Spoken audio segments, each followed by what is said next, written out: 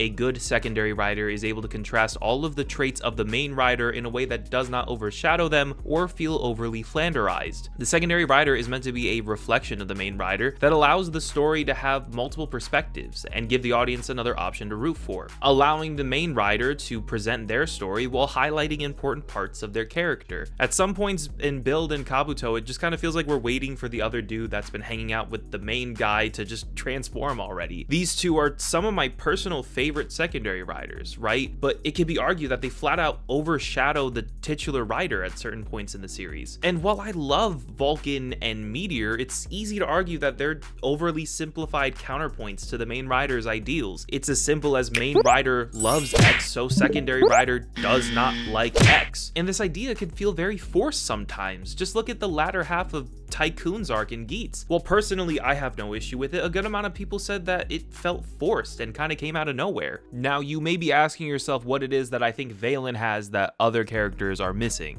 Originally, I was going to do a whole reaction video to his transformation debut episode, but I feel like this deserves a lot more analysis besides, oh my god, wow! That was dope, right? I feel as though Valen is really strong when looking at him through the lens of the 2 points that we just mentioned. His story reflects parts of Shoma's, bringing greater perspective to the overall narrative while never actually overshadowing anything that Shoma has going on. We first meet Karakida Hanto in episode 1, where he introduces himself as a freelance writer to a woman, and he's looking for information about her husband who went missing 6 months ago. He ends up being a bit overzealous and jumps straight into questions about her potentially seeing any monsters. And you would have thought that he asked a blue-haired goth girl about her stepdaddy the way she ran away from him. Clearly, he has a personal stake in the matter that makes it difficult for him to not get ahead of himself. We're then introduced to his mentor Soji, who essentially tells him to stop scaring the shorties, or whatever y'all are saying nowadays. In episode 2, we see them discussing the traction they've been getting on their news stories when Hanto gets distracted by Toku Twitter. Relatable. He believes to have a lead on the monster attacks from the other day and goes out to further investigate, where he finds himself with the family of the kid Shoma was hanging out with in episode 1. And of course he can't help himself but show that drawing of a monster that he had in episode 1. We're only 2 episodes deep and Hanto has only had about 3 minutes of screen time thus far, but it's clear that he's going to be investigating the Kamen Rider situation, and we already get this trend early on that no matter what Shoma does in the series, Hanto will only be a few steps behind him, trying to piece together information that the audience may or may not already know. And while it's typical for these shows to have an ongoing mystery that stretches through the entire narrative, it's interesting for the audience to take an omniscient perspective, as we watch an everyday person dig deeper into the affairs of all this paranormal activity. Because remember, Hanto, outside of his mother, has no connection to anything that's going on. He's just a normal dude that's falling into this rabbit hole. At the end of this episode, Hanto reveals that he's been searching for this monster for 18 years.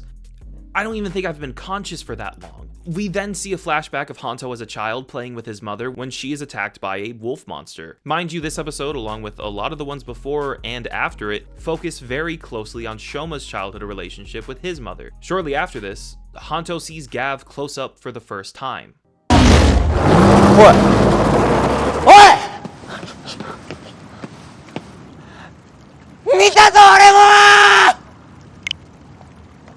This is a huge moment for Hanto. In episode 3, Soji asks Hanto what his plan is after he pinpoints who murdered his mother, and tells him that, as his foster dad of sorts, he doesn't want to see him get too tangled up in everything. Here, Soji outright states the relationship between the two, which I personally kind of don't like. It feels like the opposite of show don't tell, you know what I mean?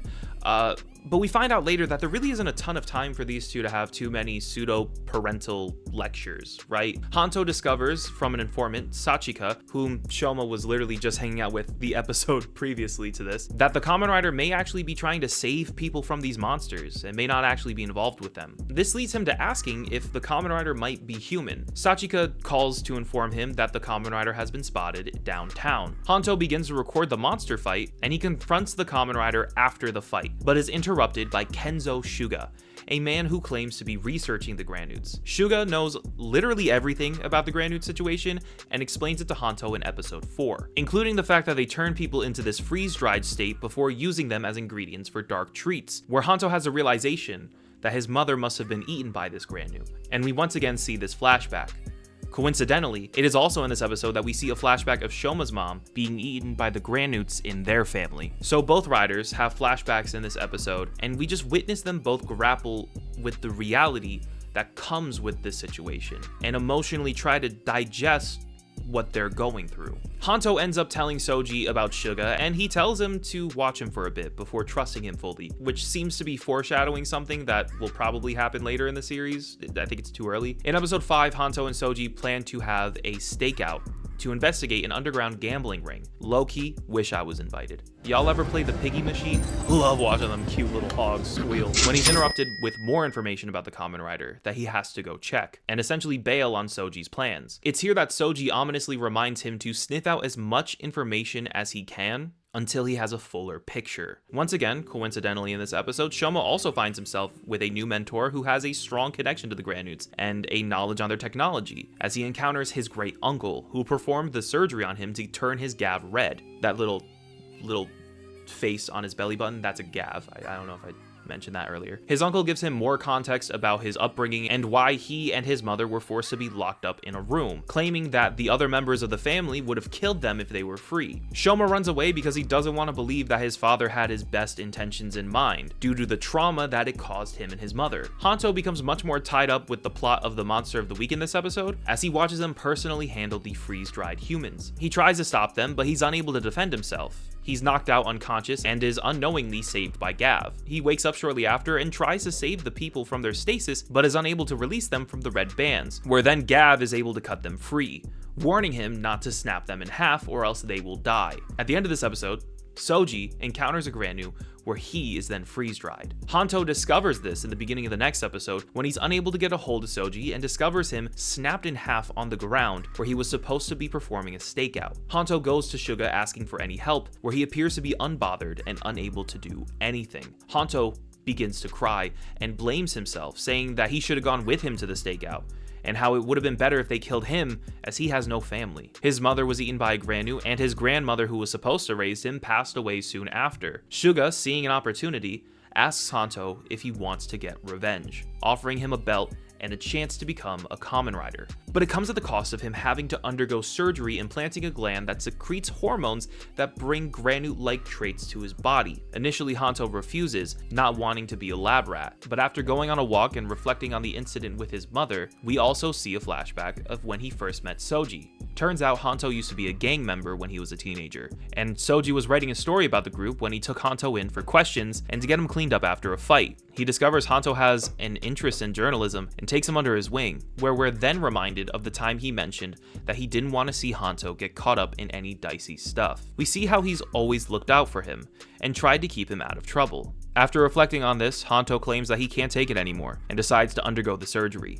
getting the same organ that the Granoots have. Around this time in the episode, Shoma goes back to his great uncle to make amends and asks him for help against the Granoots. It's here that the connection between Shoma and Hanto should be pretty obvious. Both of them had to undergo surgery to become Kamen Riders. With this new gland in his body, Hanto is either part Granoo or has a part of a Granoo in him, or at the very least has the same powers as a Granoo, much like Shoma, who is literally part Granoo and part human. Both of them have a close connection to their mothers, who passed away at the hands of Granoo attacks when they were children. Shoma was raised in an environment of control, where he was unable to go outside and see the real world. Hanto was forced to grow up early with the passing of his mother and grandmother, knowing all too well the dangers of the world. The lack of parental figures in his life gave him too much freedom, or at least more than any young person should have, which is what led him to becoming a gang member. Now that Shoma is free, he chooses to use his powers selflessly to defend people against Stomach Inc. because he believes that people should not have to go through what he's experienced. Hanto is driven to take down Stomach Inc. because of his selfish desires to avenge those who have been taken away from him. Their core motivation for fighting is very different, going back to Shoma's observation in the first episode,